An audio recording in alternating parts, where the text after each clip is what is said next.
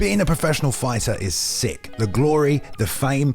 Okay, so there's a whole bunch of training and dedication that goes into it. The pay's not always great. You get injured. You have to sacrifice like a lot. But hey, when does that ever stop random idiots from attempting it? Or in that case, celebrities. Also, not everyone on this list is an idiot. In fact, I'll let you decide that part for yourselves. For whatever reason, combat sports always seems to be something that famous people just want to get involved in. In some cases, they've been training for years. In others, they might just need to beat someone up in front of a live audience to validate their life again. Either way, boxing is certainly something many celebrities have tried their hands at, but MMA, that is an entirely different story. And we're not talking about your obvious wrestling stars here like Brock Lesnar or Batista. God knows the internet has done that idea to death at this point. No, these are celebrities that you either looked at in surprise at their choice in career change or just scratched your head in bewilderment. I'm Bailey from MMA On Point, and boom, UFC 271 is inbound. So you know what that means. The Bet Online boys, the official partners to MMA On Point, are here to hype the fun. Are you feeling confident about the fights? Well, this weekend during our live UFC 271 fight companion featuring UFC vet Darren the Dentist Stewart and the voice of Cage Warriors Brad Wharton, you can play along with us using the code ONPOINT and you can get 50% sign-up bonus good for up to $1,000. More on that later, but for now, here are the 10 most random stars to ever try MMA.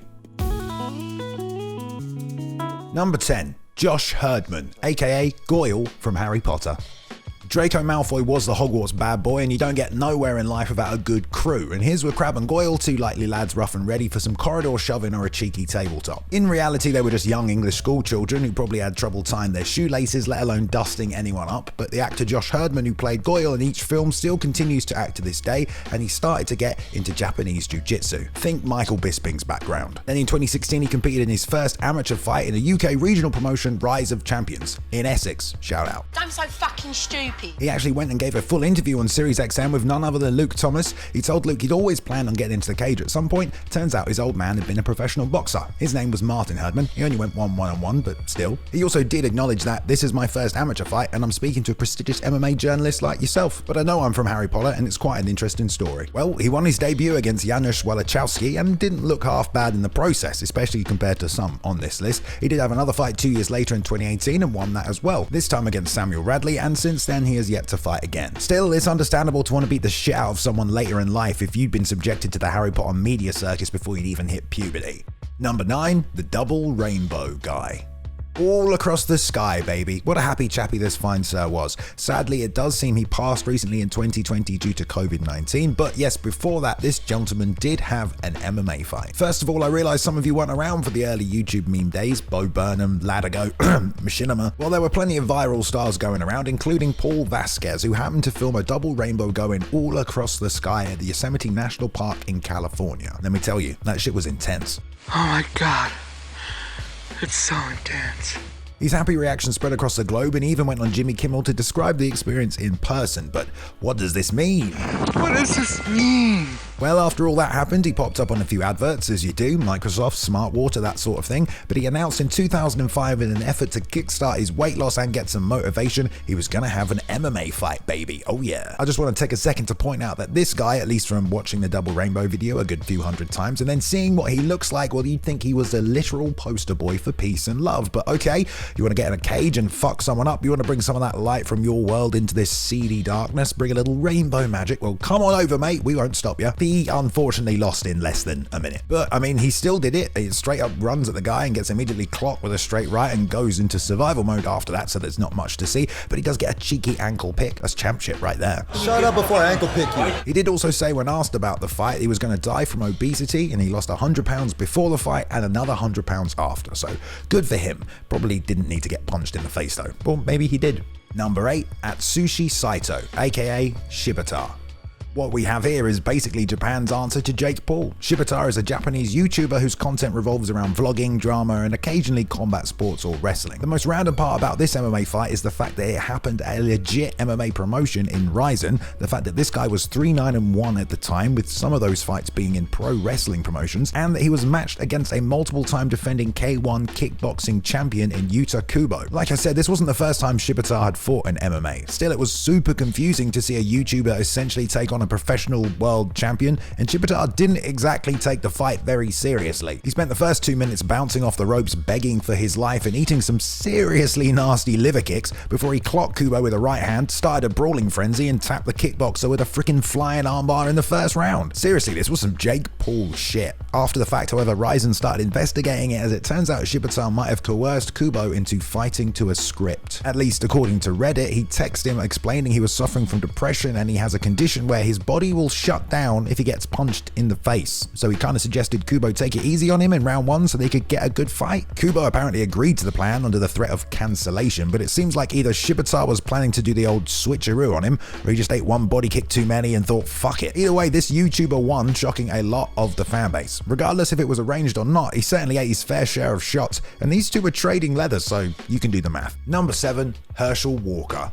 I get it, a pro NFL athlete getting into MMA, it's not exactly surprising. You know, we had guys like Brendan Schaub and Matt Mitrione who made the switch. It's just that Herschel Walker actually made a career out of the NFL, played at the highest level, was one of the greatest collegiate players of all time. He was also on the Olympic bobsled team and the Celebrity Apprentice, and then at 47 years old decided, hey, I'm going to do an MMA fight. 2, in fact, both in Strikeforce, might I add. He'd popped up in 2007 as a guest on the classic Inside MMA. He was actually there to pitch this MMA reality show that himself and Jose Canseco were going to be a part of, but before that happened in 2009, he announced he'd signed to Strikeforce and would be taking an MMA fight, which kind of shocked a lot of people because, you know, who the fuck decides they want to start fist fighting at 47 years old? Wolverine? He also put in a serious 12-week training camp with Crazy Bob Cook Upper AKA, and aside from being literally the most jacked near 50-year-old you've ever seen, he also quietly held a 5th dan black belt in Taekwondo. They did this whole speech at the press conference about how he'd had his heart and lungs tested and was 47 going on 22. Joe Rogan also had a spiel about him. He's got such a crazy disciplined work ethic that like his body is still in pristine shape. I mean, okay, the guy he fought didn't look like he knew what he was doing. Greg Nag, 1-1, but I mean, nor did Herschel either, really? Don't get me wrong, still super impressive given his age and inexperience, but my man was a little stiff. Still, he pounded him out in the 3rd round and he won his 2nd fight as well. TKO this time in the 1st round after he screamed at Scott Carson for kicking him in the head and started trying to knock his face off. I think he did better than most people expected, but yeah, pretty strange outlier in MMA history, that one. And he also donated all his winnings to charity, so what a nice man. Number 6, Georgia Harrison. This was the biggest career swing since Jodie Marsh got into bodybuilding. Sorry if you're not from the UK, you probably don't know who the hell that is, but Jodie Marsh was a glamour model slash TV star from Essex, shout out again, who worked her fucking ass off in a crazy reality show where she transformed herself into a bodybuilder and ended up winning gold at the Natural Bodybuilding Federation Bodybuilding Championships in 2012. So following in her footsteps somewhat, Georgia Harrison, who first made a TV appearance on The Only Way is Essex, big up Essex again, getting a proper shout out in this video. She was also on Love Island after that, but then, well, she wanted to take an MMA fight to find something to dedicate herself to and see if she could achieve a goal. Pretty admirable reason if you ask me, and she took things pretty seriously, even flying out to Thailand for parts of her training camp. And you know what? It sounded like a right laugh. Out there, we were training, I'm talking 5 to 6 hours a day, and it's like, it was easy to do because of where I was. At least for the most part, as she pretty honestly addressed some of the struggles of learning a tough sport like MMA, like doubting yourself after a hard sparring session. I feel like, what if I can't do it? I feel like no matter how hard I try, I'm just not doing good enough. Anyway, the fight was interesting, but she landed a few hellacious spinning back fists, and for her, I think it was way more about the journey. But she did win the fight via decision. She definitely took the whole process very seriously, and even told the Sun afterwards, I had to give up Sauvignon Blanc for this. You can take the girl out of Essex, eh? Number 5, Jose Canseco.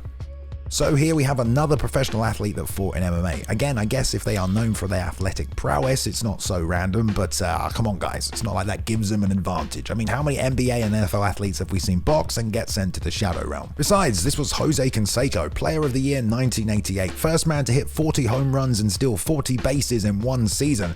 I know nothing about baseball, this is all from his Wikipedia page, but I do know that every scrap of credibility gained from his exploits in baseball was stripped away when he was outed for steroids and also decided to start pointing fingers at his teammates as well. So the next logical step for a juice head in the early 2000s, MMA of course. Most speculate really that this was the kind of guy who would do anything to save his own skin or make some money. That includes basically defiling MMA because that's kind of what he was doing, especially at a time when, god damn it, we needed some credibility, not an existing household name making a mockery of things. Yeah, unfortunately that's what he did though. Still, Japan thought it would be funny to match him up with super heavyweight Hongman Choi, that's the 7'2" giant of a man, but it was okay okay because CANSECO told everyone he had black belts in karate, taekwondo, and was, quote, an expert with nunchucks. Well, you can't use those, mate, although he did carry a bat into the ring, which, to be honest, he probably should have held on to. His perfect MMA fight attire? Trousers and trainers, mate. He came out through a big overhand right, missed so hard he did a 360, and then basically ran away for the rest of the fight. Until he threw a leg kick, slipped, and got absolutely battered by the big man Choi.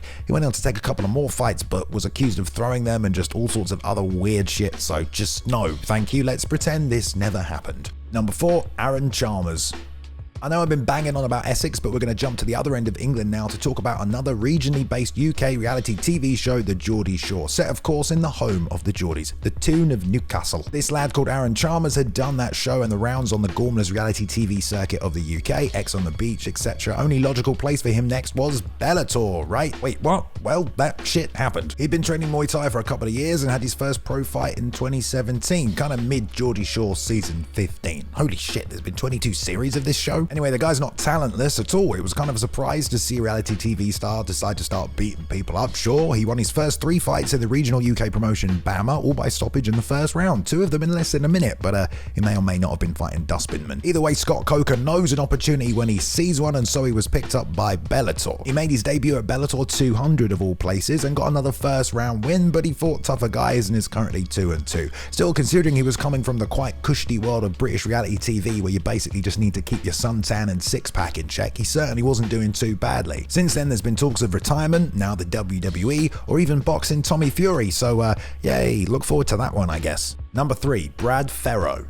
Alright, we're going to switch coastlines now from the Geordie Shore to the Jersey one, where I'm sure there's just as much thrilling shit that happens in an episode of the Jersey Shore as it does on any other coastline town full of very bored humans. I've heard that getting into a fight is sort of a rite of passage over there, and this bloke Brad FERRO did just that back in 2009 during season 1, so it became a bit of a viral moment for the show's initial growth. But instead of getting into an 80s Roadhouse montage-worthy brawl at the Beachcomber Bar and Grill, he instead landed a perfect right cross to the face of Jersey Shore national treasure Snooki, who's like 4'9" and, you know, a woman. That's assault, brother. TMZ were all over it. The footage came out before the show. Dude was fined $500, which isn't actually that much, but was given a 6-month suspended jail sentence. So what's the first thing he did after he'd done his time? Take an MMA fight, of course. Seriously though, if the trolls could reach him wherever he was, I'm sure they were questioning the shit out of his manhood after, you know, flooring some poor young lady on national television. To be honest, the whole thing was pretty traumatic, and MTV aired a warning before about violence. I guess Brad didn't take that to heart. To be fair, he did say when he saw the video he was sick to his stomach, but we're getting a little sidetracked here. Either way, he fought Spencer Cook in an amateur MMA fight shortly after all this went down, and I'm not gonna lie, to a lot of the internet's thrill and delight, he was knocked out cold. Apparently, due to the viral nature of what had happened with the initial video, after this he couldn't find work and eventually joined the army. Probably taught him a lesson about getting blackout drunk and punching girls though. Number 2, George Lucas's daughter. Considering Star Wars doesn't really feature much MMA, more of that fake chi martial arts shit, and Indy was basically good at just shooting people and getting beaten up, I'd say George Lucas's daughter might be his most successful contribution to mixed martial arts. Her name was Amanda Lucas, and she went to her first MMA event with her husband and thought, hey, this could be a great way to overcome the childhood trauma of bullying and whose dad unnecessarily gave the world Jar Jar Binks. She got her purple belt in BJJ and took her first pro fight in 2008, and believe it or not, trained with the Scrap Pack. That's the Diaz brothers, Melendez Shields, that whole bunch. Not surprising really, Jabba the Hutt was the biggest gangster around. Unfortunately, she lost her debut by TKO, but she bounced back, and by 2012 she was 4-1. She'd mainly been competing in Japan at Deep Impact, and she only went and bloody won their openweight championship as well. She had one more fight, and yeah, that was it. In 2015 she retired 5-1 as a pro. Pretty solid MMA career if you ask me. Got out while the going was good. Should have passed that advice on to her dad really. Number 1, Tommy from Power Rangers. The Mighty Morphin Power Rangers blew your mind as a kid. People in spacesuits throwing karate moves at giant aliens and hitting them so hard they make sparks fly out of them. Literally eye amphetamines to millions of children everywhere. We all knew the Power Rangers were badass. Shit, they could form together a giant robot which pretty much could crush an entire government, let alone a villain that once again for the 10th episode in a row for some reason has suddenly swollen to the size of Godzilla because they were getting starched on the feet by the Power Rangers as technical striking. But we all knew who the most badass Ranger was. That's right, the Green Ranger, baby. Tommy Oliver. Shit, when he came around around, he was all corrupted and evil and was so sick he beat up all the other Power Rangers with their shitty colors until he joined their side, became the White Ranger. Either way, Tommy was the shit, and the actor that played him, Jason David Frank, had a long list of martial arts accolades. 8th Dan black belt in Shotokan Karate, black belt in Waido Ryu Karate, black belt in Taekwondo, black belt in Judo, purple belt in BJJ, and Arjan degree in Muay Thai. Basically, Morpheus plugged him in and just downloaded all the latest shit. Dude even made his own mixed martial art called So Kundo. 2009, he announced he'd signed with Sucker Punch Entertainment, an MMA marketing company, and he started training with Melvin Gillard, which is an interesting choice, I guess, and made his debut at the US Amateur Combat Association. It was a bit chaotic, and he showed off some of his karate, but he got cracked with a left hook, and it could have been over there, but I guess his opponent just wanted to laugh at him. Anyway, he took Jason down, and within seconds, he'd slipped on a rather sexy omoplata and tapped him. Congratulations, Power Ranger. Victory is yours. He had another bout in the same year where he took the back and sunk in a rear naked choke. You know, for a striking guy, he sure does rely on that BJJ, huh? Still, who'd have thought their childhood hero would one day actually try and do some fighting that doesn't involve lycra, space swords, and invisibility. Still, remember kids, Jesus doesn't tap. Thanks again to our official partners BetOnline. Make sure to come and join us this weekend for a UFC 271 in-studio fight companion featuring Darren the Dentist Stewart and the voice of Cage Warriors Brad Wharton. And if you want, you can play along with this at betonline.ag using the code ONPOINT to get a 50% sign-up bonus good for up to $1,000. I'll see you at the violence, fight fans. A big shout out to Luke Taylor for editing this video. You can find him and some of his amazing artwork on Twitter at cool2me_. Shout out to Ben Rosette and the excellent music he provided during the intro video. His music can be found on streaming platforms everywhere. There is a link in the description, and follow him at Ben Rosette on Instagram and on Twitter. Thank you very much for watching, everyone, today. Please go ahead and like and subscribe if you did enjoy the content. We upload at least 3 videos every week for your viewing pleasure. Go ahead and leave a comment below if you want to join in the discussion, and follow us on Twitter at MMA On Point and myself at Balian_plays. You can now jump in and join the community Discord as well if you want to continue the discussion further, and I hope you've enjoyed yourselves. I'll see you in the next one.